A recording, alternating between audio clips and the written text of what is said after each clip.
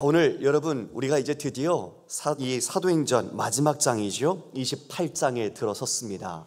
바울이 이제 로마에 오늘 도착하게 됩니다. 우리가 지난 시간에 본 것처럼 그 유라굴로 광풍 속에 떠밀려서 참 힘겹게 고군분투했지만 하나님의 약속의 말씀을 붙들고 그 말씀대로 그들 모두 276명은 다 구조를 받았습니다. 여러분, 하나님의 말씀대로 되었습니다. 그렇지요? 비록 말씀하신 대로 배는 잃었습니다. 그러나 그들 한 명도 생명을 잃지 않고 한 섬에 도착하게 되었습니다. 그 섬에서 오늘 몇 가지 일들이 일어나는데 그 일 속에서 하나님 과연 우리에게 그리고 이 로마를 향하는 바울에게 무엇을 뜻하셨을까? 우리가 한 말씀을 통해 함께 살펴보기를 원합니다. 1절 말씀을 함께 좀 볼까요? 우리가 구조된 후에 앉은 그 섬은 멜리데라 하더라. 비가 오고 날이 참에 원주민들이 우리에게 특별한 동정을 하여 불을 피워 우리를 다 영접하더라. 자, 여러분 저를 보십시오. 다 구조되었습니다. 그런데 그곳이 도착하니 그곳이 어떤 곳이죠? 멜리데 섬이라고 말하네요. 멜리데 섬, 그 당시에는 멜리데라고 불렀지만 지금은 몰타 섬입니다. 시칠리아에서 남부로 약 한 100km 정도 떨어져 있는 곳이죠. 크기는 강화도만 하고요, 제주도의 6분의 1 정도 크기가 되는 작은 섬입니다. 지금 그곳에 이 바울을 비롯해서 같이 난파를 당한 사람들이 함께 다 구조된 겁니다. 그런데 2절에 보니 비가 오고 날이 차대요. 여러분, 이거는 그냥 날씨가 굳은 게 아니라 이제 어느 때가 된 겁니까? 겨울철이 시작된 겁니다. 그 전에 그레데 섬에서 미양에 있을 때 바울은 얘기했죠. 이 겨울이 되면 우리가 이와 같이 항해하기가 어려우니까 이곳에 머물자고. 그러나 선주와 선장 그리고 백부장 율리오가 이제 떠나기로 결정하면서 유라굴로를 만났고 지금 이 도착했더니 이 멜리데 섬에서 이제 겨울이 시작된 겁니다. 이때 바울은 노년의 나이입니다. 그리고 바울은 지병이 있죠.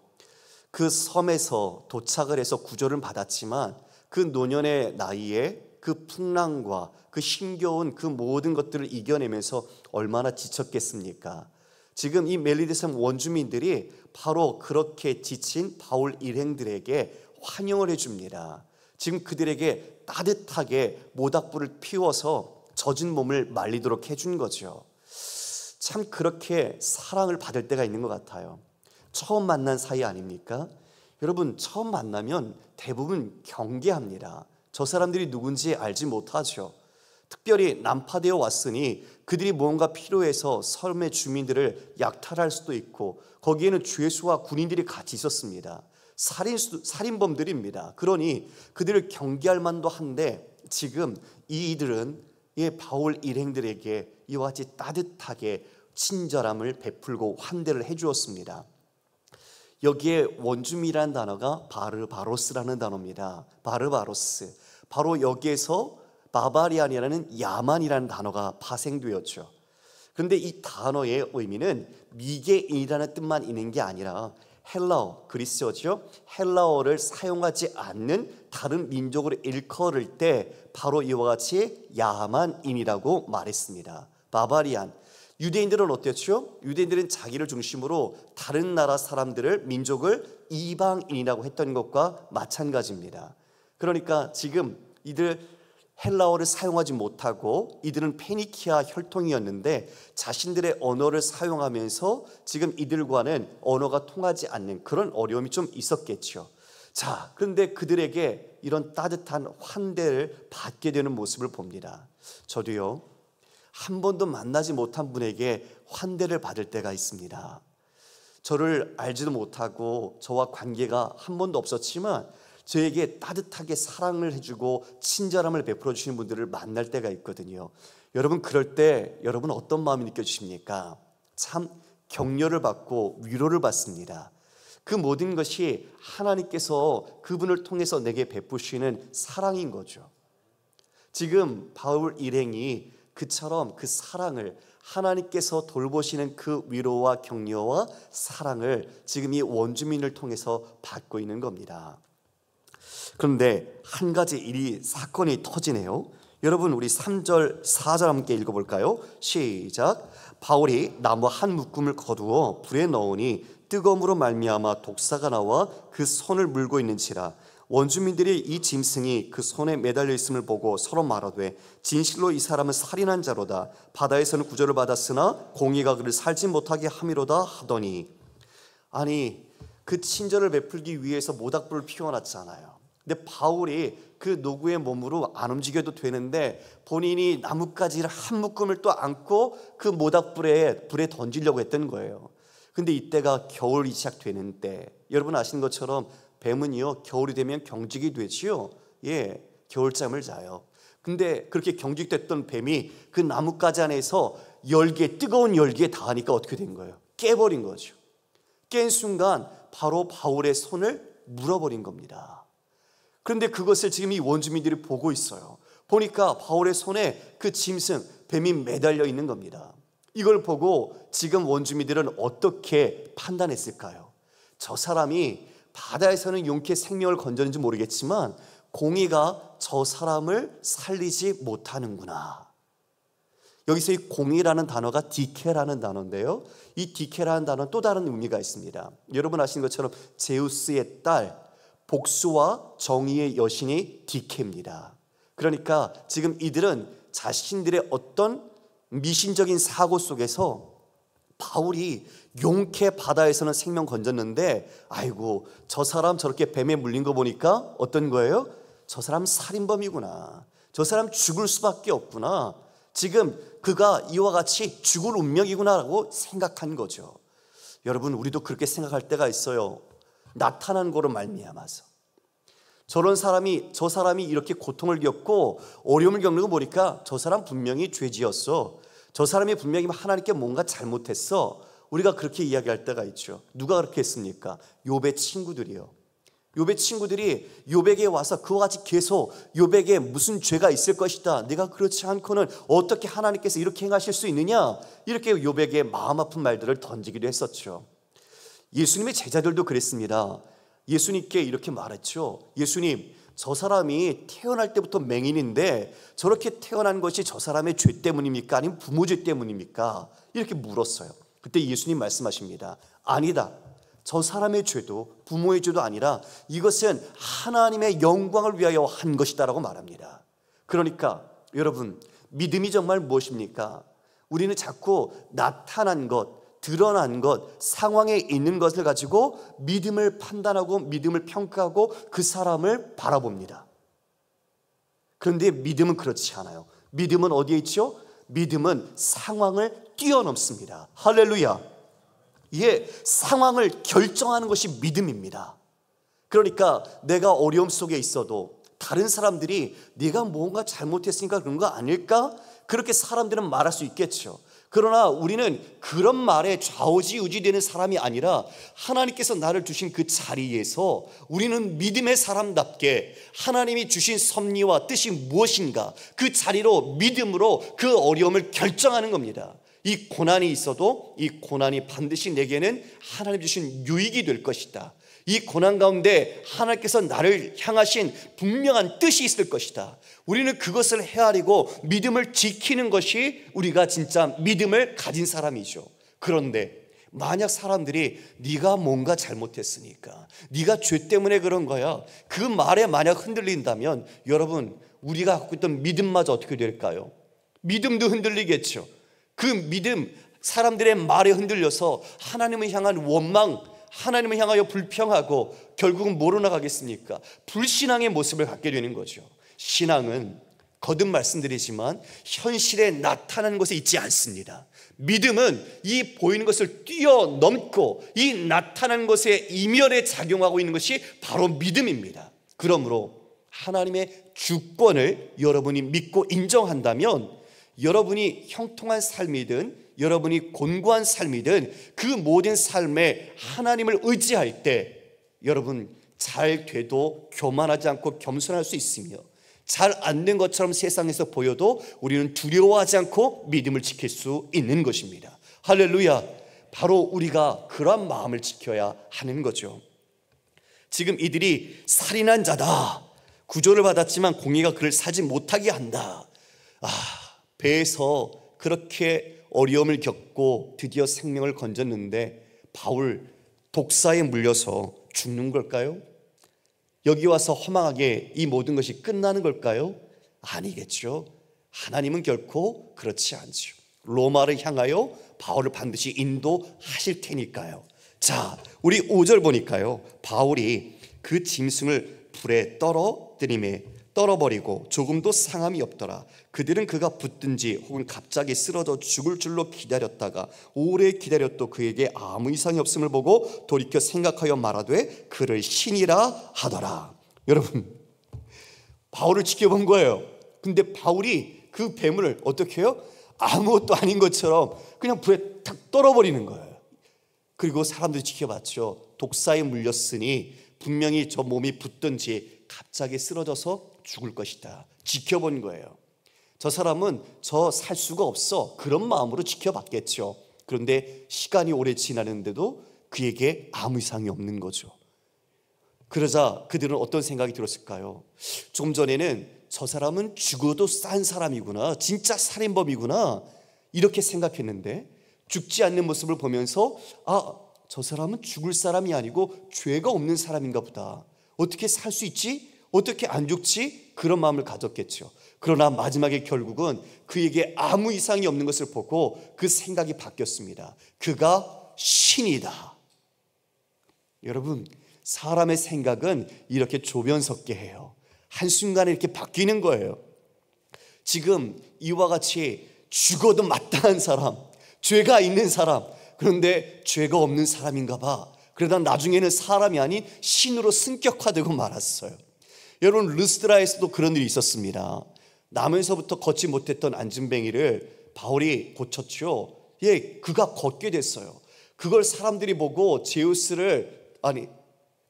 바나바를 제우스라고 하고 바울을 헤르메스라고 칭송하면서 예배를, 제사를 드리려고 했던 그때가 있었죠. 근데 사람들은 지금은 그 정도까지는 아닌데 이를 지금 신이라고 이야기하는 정도예요. 여러분, 이 소문이 그 섬에 파다하게 나지 않았겠습니까? 그렇죠? 뱀의 독사에 물렸는데 살아났다.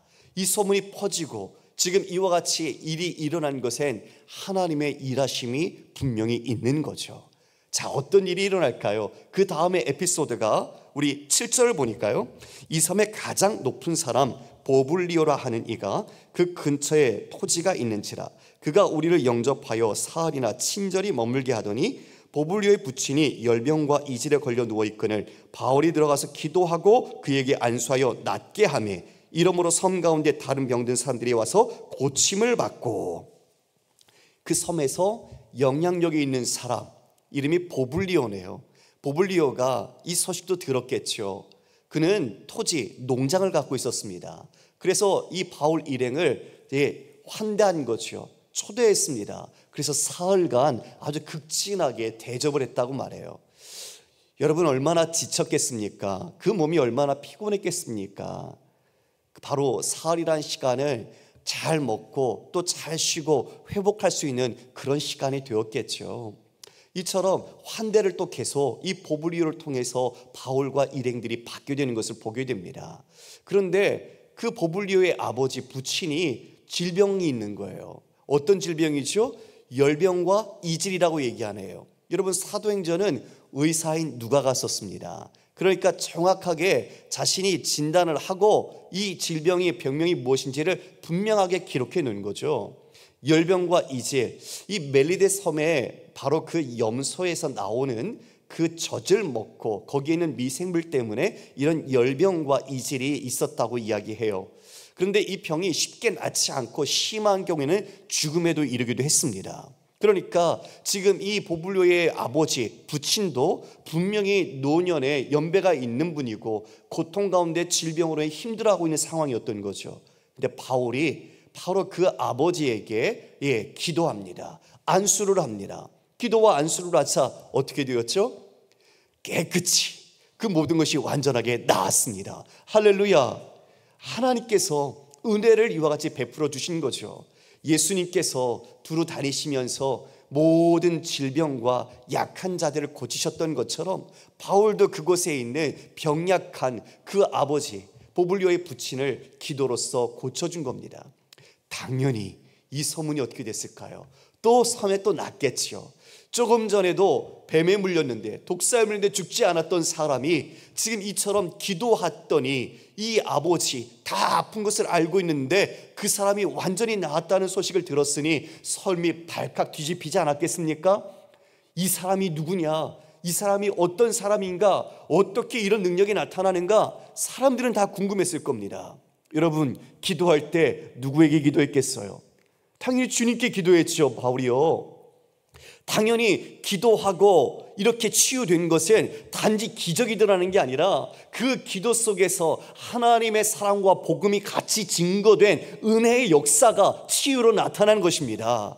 이 사람들이 다 아픈 사람들이 몰려드는 거예요. 문정성심이 이렇겠죠. 죄다 열병에 걸렸든 어디 아픈 사람이든 바울을 만나기 위해서 섰겠죠. 바울은 그들을 마다하지 않고 그들을 위해서 기도해 주었습니다. 그들이 다 낫기를 하나님께 간구한 거죠. 여러분, 무엇이 증거된 겁니까? 예수 그리스도의 복음, 주님의 복음이 바로 그 섬에 증거된 겁니다. 이것이 바로 하나님께서 바로 로마로 보낼 수도 있지만, 바로 직항으로 가서 로마에서 복음 전할 수 있지만, 그 유라굴로의 광풍에 떠밀려서 예상치도 않았고 계획에도 없던 그 작은 한 섬, 야만인이라고 불렸던 바로 그 섬 멜리데에 그 사람들을 하나님은 긍휼히 계셨고 사랑하셨던 겁니다. 그들에게 바울을 보내서 그들에게도 예수 그리스도의 피 묻은 복음, 그 주님의 이름으로 구원을 얻도록 이와 같이 복음 선포하도록 하나님이 계획하신 것이었죠. 할렐루야. 예, 멋진 제국의 중심 로마만이 아니라 저 변방처럼 소외받고 야만이라고 일컫는 사람들에게도 하나님은 그들의 마음을 알고 계셨고 그들에게 마음을 두고 계셨던 겁니다.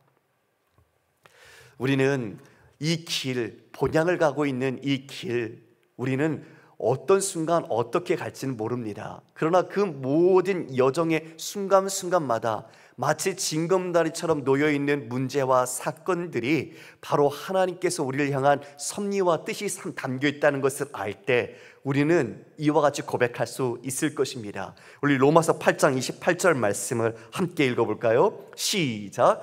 우리가 알거니와 하나님을 사랑하는 자 곧 그의 뜻대로 부르심을 입은 자들에게는 모든 것이 합력하여 선을 이루느니라. 하나님을 사랑하는 자, 바로 그 뜻대로 부르심을 입은 우리 모두가 우리의 삶에 형통한 날, 그리고 굳은 날, 고통스러운 날이 있지만 그 모든 삶을 엮어서 하나님께서 우리에게 분명하게 드러내신 것이 합력하여 하나님의 선, 하나님의 목적, 하나님의 뜻을 이루신다고 말합니다. 여러분, 우리가 지금 그 길을 모두 가고 있습니다. 여러분의 마음속에 지금 비가 오고 폭풍이 치고 굳은 날의 인생을 살고 있습니까? 관계의 아픔, 질병의 문제, 경제적인 어려움, 그리고 어떤 사업이나 내가 맡은 직무에서 잘 일의 성과가 나지 않아서 어렵습니까? 그러나 여러분, 그 모든 것 가운데 우리는 주님을 바라보십시오. 주님의 뜻이 거기에 함께 있고 주님이 우리와 함께 하심을 믿으시길 바랍니다. 우리는 그곳에서 믿음을 지키고 하나님의 뜻 가운데 순종할 때 마지막 궁극에 이르러 그 모든 것이 내게는 하나님이 주신 축복이었구나, 그것이 내게 주신 하나님의 선물이었으며 나를 성숙케 하시는 하나님의 놀라운 사랑이었구나, 이것을 분명히 고백하게 될 것입니다. 자, 그렇게 기도하여 많은 사람들에게 복음을 전하고 은혜를 나누었더니 이제 떠날 때 어떻게 됐을까요? 여러분, 10절 보니까 후한 예로 우리를 대접하고 떠날 때 우리 쓸 것을 배에 실었더라. 예, 후한 예로 대접을 해줬습니다. 지금 대접하다라는, 영접하다라는 이 단어가 계속 반복되고 있는 것을 여러분 눈치채셨죠? 예, 지금 하나님께서 계속 격려해 주시는 거예요. 로마로 가기 전에 바울에게 이와 같이 초면의 사람들이지만 그들을 통해 환대를 받고 또 보블리오를 통해서 극진한 이해를 받고 이제는 섬 사람 전체에게 따뜻한 사랑과 환송과 또 필요한 것까지 공급받으면서 가게 되는 거예요. 하나님이요, 잘한다, 내가 너와 함께한다. 마치 수많은 이 신앙의 증인들이 경기장에 들어선 바울에게 응원해주고 격려해주듯이 이 따뜻한 마음을 베풀어주고 힘을 북돋아주고 있는 것처럼 여겨집니다. 이제 출발합니다. 그게 바로 11절에 나오네요. 석 달 후에 겨울철을 보낸 거죠. 그곳에서 석 달을 우리가 그 섬에서 겨울을 난 알렉산드리아 배를 타고 떠나니 그 배의 머리장식은 디오스구로라. 여러분, 깨진 배가 아니에요. 알렉산드리아에서 온 다른 배죠. 그 배도 곡물을 싣고 로마로 향하는 배였습니다. 이제 그 배를 타는데 누가가 이것을 기록해냈어요. 배의 머리장식이 디오스구로래요. 여러분, 이 디오스구로는 뭘까요? 이 디오스구로는 이 제우스와 레다 사이에서 태어난 쌍둥이 아들입니다. 쌍둥이 아들, 카스토로와 폴룩스라는 쌍둥이 아들을 그 형상을 새겨놓은 거예요. 그게 디오스구로입니다. 그러니까 뱀머리 앞에 그게 붙어 있어요. 그게 왜 붙어 있을까요? 뱃사람들에게는요, 바로 그 디오스구로가 수호신이었습니다. 항해 도중에 그 별자리를 보면 그 항해가 순적할 거라고 믿었던 거죠. 지금 그와 같은 기원을 담아서 이 배에도 디오스구로가 장식이 되어 있던 거죠. 근데 여러분, 그 배를 타는 바울, 누가, 아리스타고, 그리고 백부장 율리오 타면서 그 장식을 보면서 마음이 어땠을까요? 여러분, 어떤 마음 들었을까요? 어떤 마음이 드셨을 것 같아요? 본인들이 경험이 있잖아요. 진짜 이 항에서 생명을 지켜주시는 분이 누군지, 이 모든 것에 진짜 생명의 주인이 누군지, 구원하시는 분이 누군지 알잖아요. 사람들은 모르니까 지금 그와 같이 디오스구로를 장식해 놓은 걸 보면서 분명히 씩 웃었을 것 같아요. 속으로.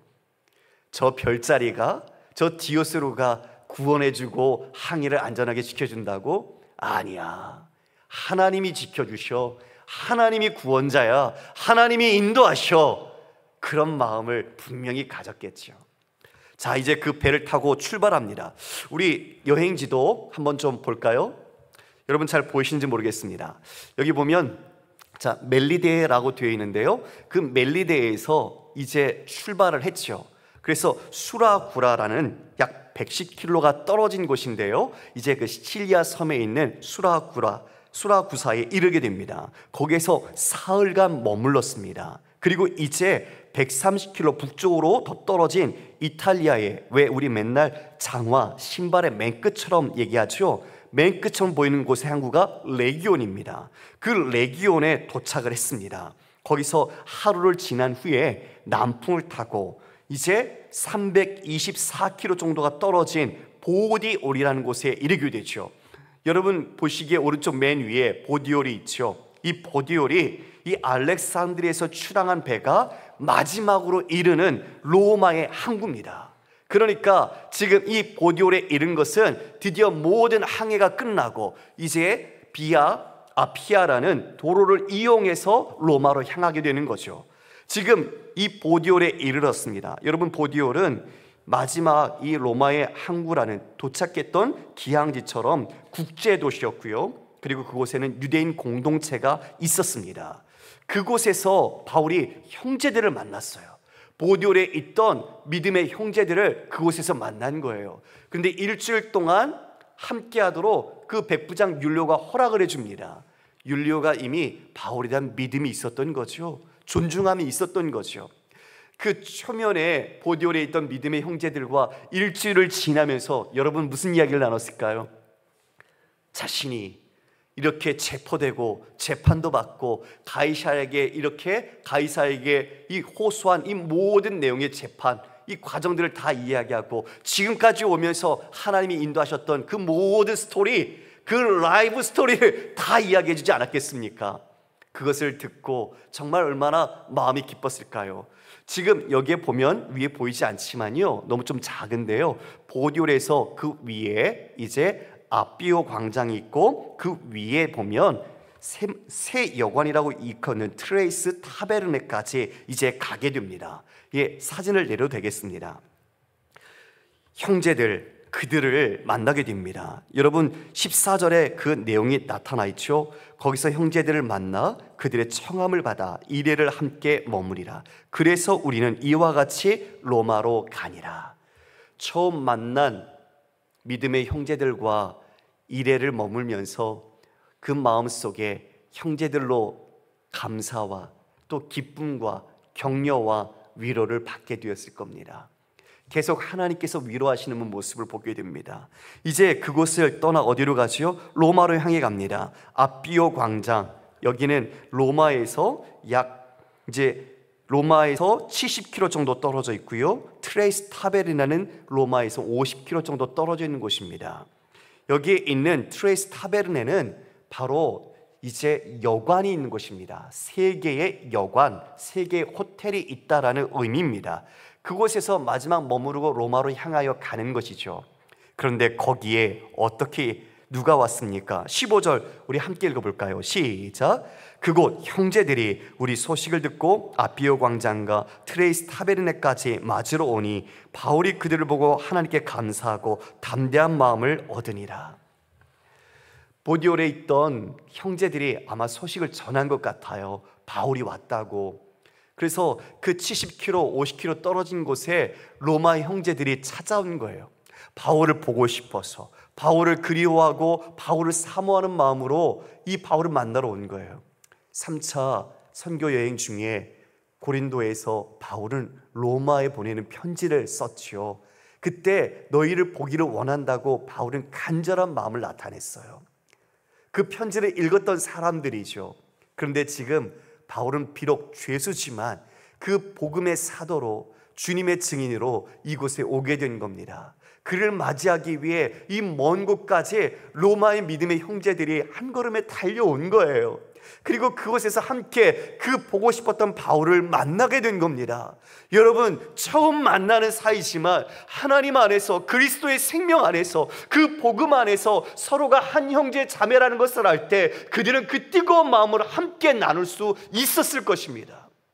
그 마음이 바울이 어떻다고 고백하고 있지요? 바울이 그들을 보고 하나님께 감사하고 담대한 마음을 얻었다. 그렇구나. 참 죽을 똥 살 똥 어려운 일 겪으면서 이곳까지 왔는데 하나님은 정말 로마에서 나를 증언하여야 하리라 말씀하신 대로 나를 반드시 이렇게 보내시는구나. 그리고 이 형제들을 통해 나를 응원하시고 격려해 주시고 하나님의 사랑을 부어주시는구나. 하나님 감사합니다. 하나님 영광 받으십시오. 그 감사를 드리고 그 형제들을 통해 다시 한번 그 로마를 향해 복음의 기치를 드는 담대한 믿음의 용기를 갖게 되었습니다. 사랑하는 교회 여러분, 하나님 살아계시죠? 네, 하나님은 살아계십니다. 그리고 복음으로 이와 같이 증거하기를 원하십니다. 우리나라도 이방의 낯선 나라 멜리데와 같았습니다. 여러분 아시는 것처럼 우리나라에 수많은 선교사님들이 오셔서 그들의 생명과 피를 바쳐서 복음을 증거하셨습니다. 그들은 얼마든지 자신의 나라에서 행복하게 살 수 있는 사람들, 전문적인 지식과 믿음을 갖고 있던 사람들이었습니다. 그런데 멜리데 섬과 같은 낯선 이방 땅, 불모지인 이 땅에 광풍처럼 성령의 복음의 광풍에 밀려 이 땅을 밟았습니다. 그러나 멜리섬에 있던 원주민처럼 우리는 환대하지 않았습니다. 그들을 서양 귀신이라고 놀리고 돌을 던졌고 배척했었죠. 언더우드 선교사가 1885년 4월 4일 부활절 날 아침 제물포항에 첫 발을 내디뎠습니다. 그때 하나님께 드린 기도문이 있습니다. 그 기도문을 잠시 보겠습니다. 주여, 지금은 아무것도 보이지 않습니다. 메마르고 가난한 땅, 나무 한 그루 시원하게 자라오르지 못하고 있는 이 땅에 저희를 옮겨와 앉았습니다. 그 넓고 넓은 태평양을 어떻게 건너왔는지 그 사실이 기적입니다. 주께서 붙잡아 뚝 떨어뜨려 놓으신 듯한 이곳, 지금은 아무것도 보이지 않습니다. 보이는 것은 고집스럽게 얼룩진 어둠뿐입니다. 가난과 인심에 묶여있는 조선 사람들 뿐입니다. 그들은 왜 묶여있는지도 고통이라는 것도 모르고 있습니다. 고통을 고통인 줄 모르는 자들에게 고통을 벗겨주겠다고 하면 의심부터 하고 화부터 냅니다. 저희도 해야 할 일도 보이지 않습니다. 그러나 주님 순종하겠습니다. 겸손하게 순종할 때 주께서 일을 시작하시고 그 하시는 일을 우리들의 영적인 눈으로 볼 수 있는 날이 올 줄 믿나이다. 지금은 우리가 서양 귀신 양귀자라고 손가락질 받고 있사오나 저들이 우리 영혼과 하나인 것을 깨닫고 하늘나라의 한 백성, 한 자녀임을 알고 눈물로 기뻐할 날이 올 것을 믿나이다. 그저 경계와 의심과 멸시와 천대만이 가득한 곳이지만 이곳이 머지않아 은총의 땅이 되리라는 것을 믿습니다. 오 주여, 제 믿음을 붙잡아 주소서. 기도문 전체가 아니라 편집을 좀 했습니다. 여러분, 정말 누구도 환영하지 않는 이 땅, 그곳에 믿음의 사람들이 복음을 들고 왔습니다. 양화진 선교사 묘원에 가면 수많은 아기들의 묘가 있습니다. 태어난 날과 죽은 날이 같습니다. 그런 경우가 많지요. 제대로 된 의료시설이 변변하게 없으니까요. 그들이 왜 왔습니까? 예수님의 사랑, 복음을 알기 때문입니다. 자원하여 자신들이 편안한 삶을 살 수 있지만 그 주님의 복음 빚진 자답게 이 땅에, 낯선 땅에 와서 그들의 생명을 바쳤습니다. 헬라인이나 야만인이나 지혜 있는 자나 어리석은 자에게 내가 다 빚진 자다. 바울의 위대한 믿음의 고백이 바로 우리의 고백이 되어야 할 것 같습니다. 사랑하는 교회 여러분, 우리는 하늘 본향을 가는 믿음의 순례자들입니다. 우리가 떠밀려서 멜리데 같은 광풍과 어려운 여정을 갈지라도 그곳에 주님이 함께 하십니다. 주님을 신뢰하십시오. 우리가 어느 곳에 있든지 그 살아계신 하나님의 믿음과 복음을 붙잡고 그곳에서 주님을 증거하십시오. 주님, 하루하루 살아내는 그날이 가까울수록 주님 오시는 날도 짧아질 것입니다. 주님께서 여러분을 기뻐하실 것입니다. 다 함께 일어나 찬양하겠습니다.